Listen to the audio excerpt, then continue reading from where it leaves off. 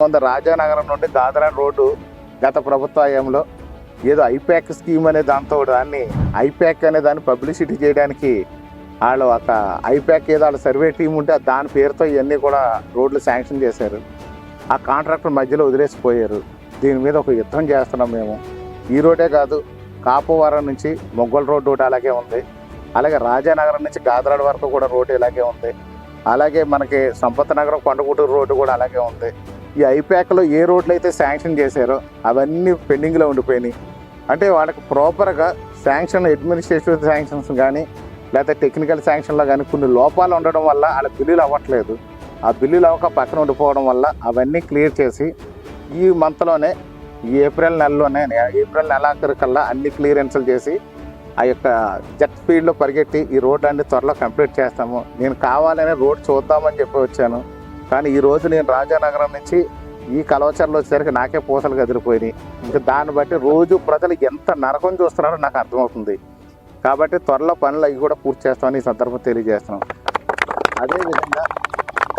అదేవిధంగా మనకి ఏపీఐఐసిది ఏదైతే మనకి ఇక్కడ ఇండస్ట్రియల్ పార్క్ ఉందో కలవచర్లలో దాని స్థల సేకరణ జరిగింది.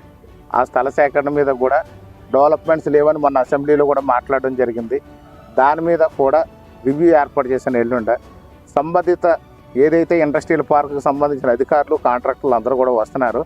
దాన్ని కూడా రివ్యూ చేసి మన ఇండస్ట్రీస్ని ఇక్కడ బాగా డెవలప్ చేసి మన నిరుద్యోగులకి అందరికీ కూడా ఉద్యోగాలు వచ్చే విధంగా, అలాగే ఇంటికి ఒక ఎంటర్ప్రైనర్ ప్రతి ఇంట్లోనూ కూడా ఒక వ్యాపారస్తుడు ఉండాలని మన గౌరవ ముఖ్యమంత్రి వర్యులు శ్రీ నారా చంద్రబాబు నాయుడు గారు ఏదైతే చెప్తున్నారో అందులో భాగంగా కూడా దీన్ని మనం డెవలప్ చేద్దాం.